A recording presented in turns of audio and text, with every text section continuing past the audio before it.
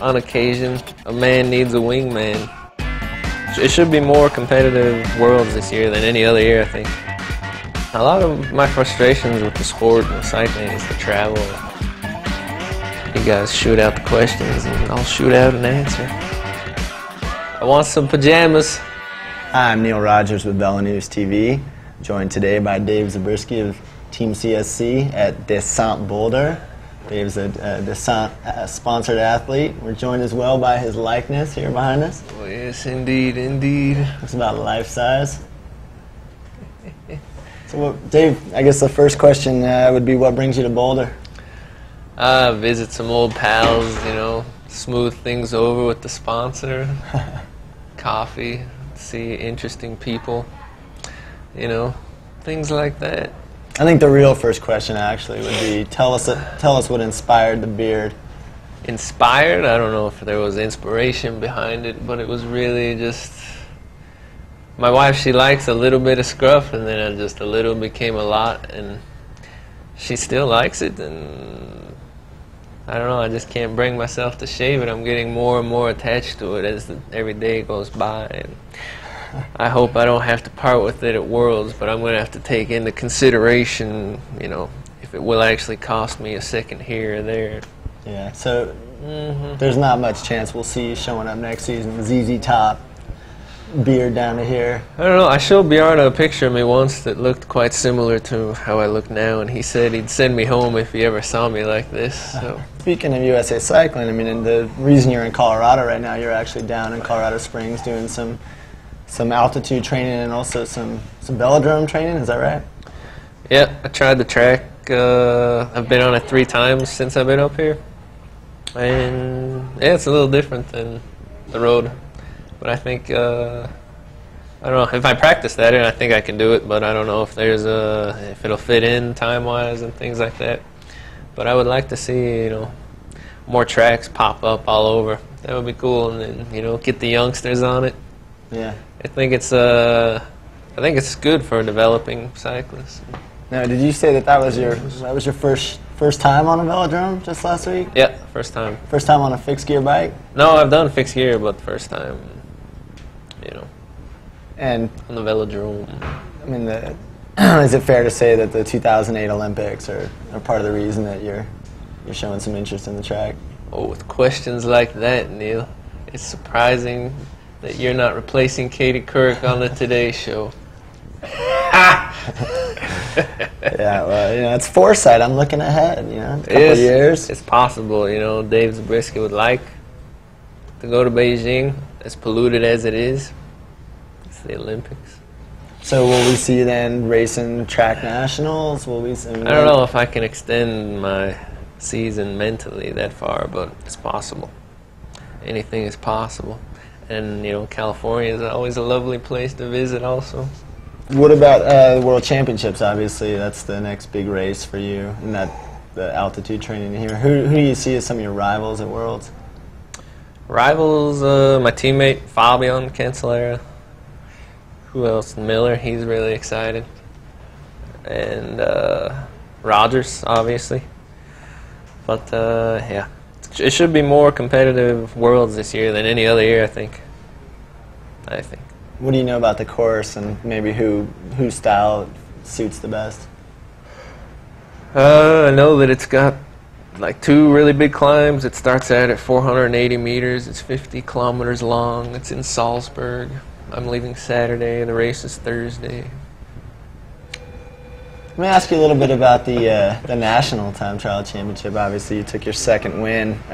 Some people thought maybe that was your race to lose, and Baldwin maybe had you until the last turn. Surprised by Baldwin? Do you feel like, you know, maybe he could have beat you? Yeah, he could have.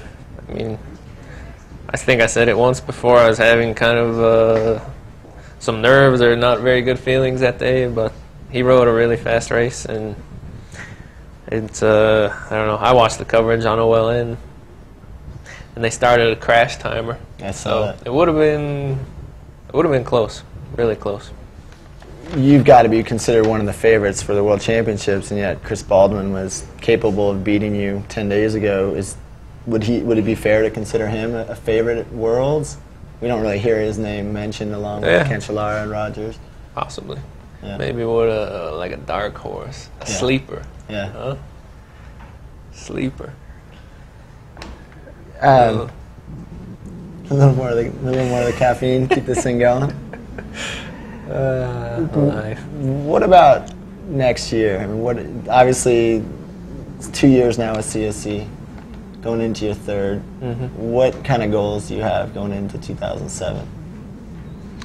All my goals have really been met, so I'm just having fun at this point in time.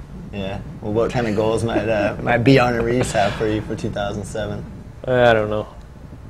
Too soon to say. Have you guys even, does that topic come up? Yeah, but for sure he's the one that usually sets out the racing, and he sets some goals. I mean, I don't know what races I'm doing, so until he tells me that, it's hard for me to set what I would like to do well at. So I just wait for that. As far as accomplishments, I would imagine that finishing your first tour had to rank up pretty high on the list of accomplishments. I finished this year. Yeah. Yeah, that was good. Yeah, you know, this time of year. That was good. This time of year is we hear all these rumors about riders trading teams and contract negotiations, and obviously you're with CSC. But with the Vuelta going on, 2 years ago was your sort of breakthrough win, that stage win at the Vuelta. And I know at the time you were not sure if you were going to be riding for Postal again or maybe taking offers from another team. I've heard some stories about your contract negotiations that year and who you had. So you sort of had a guest agent. Can you tell me a little bit about that? Yeah, most of that's just urban legend. Yeah. Apparently, Floyd came in and helped me out with the negotiations, but with Johan. Yeah, and if there is any truth to that, it's just because maybe I didn't feel comfortable talking alone to the all-powerful Johan Brunel. Yeah. So, on occasion, a man needs a wingman, and I asked somebody that I trusted and felt comfortable with to join me in a room with Johan. Yes. And the words and the conversation exchanges that took place, you know, that I can't really divulge that information to its full extent for all kinds of legal ramifications and such. Yeah. I'm sure you're familiar with that. Well, I think we all know how it ended up. We saw you riding for CSC. Yes. Obviously. Booyah. Floyd's a good friend of yours, and we saw you on the cover of Bicycling earlier in the interview you two did together, and you share an apartment in Girona. Can you talk a little bit about what's happened since the end of the tour and sort of your contact with Floyd, your relationship, and your perspective on what's going on? Yeah, I've held pretty close contact with Floyd, and he's pretty confused on the whole thing, and he's just trying to get to the bottom of it. And he's got I think he recently just got the documents from the lab, and he's pretty excited about the papers they sent him. So I don't know what exactly is going to come out of all that, but he seems pretty, optimistic. Yeah. Yeah, it's kind of annoying, you know, I go to nationals and I win the race, and reporter after reporter is asking me about the doping and the Floyds and this and that, and yeah, it's a bummer, but I have no problem talking about it, you know. If that's what they want to talk about, I'll give them, you know, an answer to the best I can, but it's not something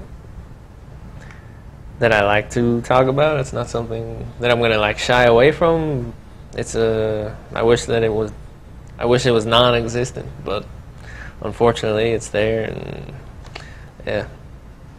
You guys shoot out the questions, and I'll shoot out an answer. Let's talk about your worst day on a bike this year. Yeah, one of the worst days. I went on a recovery ride with Alan Lim, and we stopped for a coffee, and I got really shaky and like bonky, I guess you'd call it. Like I just couldn't pedal the bike. So we stopped, and he said it was hypoglycemic. Yeah. Yeah, we should step in and say that. It's pretty humorous. But yeah, I just couldn't pedal at all. So that was my bad day. But that happens every now and then. Yeah. Like an afternoon ride and like some sugars and. Yeah. Well, I had this cousin. So, for the last year or two, we've all seen your website. I don't know, we all have. I've read your website from time to time. Maintenance on the website's been kind of spotty. Yeah, I'm working on it, but very slowly. But you've added these audio podcasts, maybe a little easier. You just call in, is that right? Yeah, you just call in. It's very, very easy. I just have to be in the right mood, the right state of mind to try to, say something that I think people would want to listen to, which usually isn't cycling related. Yeah, give us an idea of a few of the topics that you've discussed. I know one of them was your frustration at the Barcelona airport. Yeah, a lot of my frustrations with the sport and with cycling is the travel. I wish I had my own jet. That would be nice. Once upon a time, I rode on a private jet with Lance. Is that right? Oh, that was beautiful. How far away are you from that? How many years away is that? That's never going to happen. No. Are those podcasts, are they kind of therapeutic in a way? Is it sort of a way to vent your frustrations or just kind of... Yeah, sometimes. I seem to want to do it more when I'm in Europe, in Spain. Like, I don't know, this little apartment in Spain brings out a tiny creative side of me. Yeah. One of the things that I've always found kind of interesting is, of all the cyclists that I've met with this job, you've got to be one of the most laid-back, kind of mellow guys, yet you get on the bike and you're one of the fastest guys against the clock. Is it the coffee, or are you sort of channeling an energy reserve because you don't have a fast personality? That's a good one. I grew up watching movies, as many children do.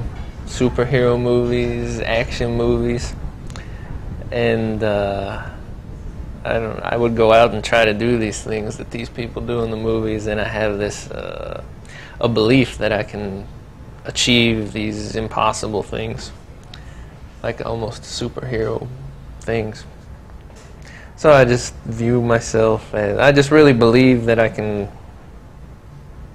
do things like that, and it's from growing up until, even now, it's just, a lot of it is just having that strong belief that you can do it, I guess.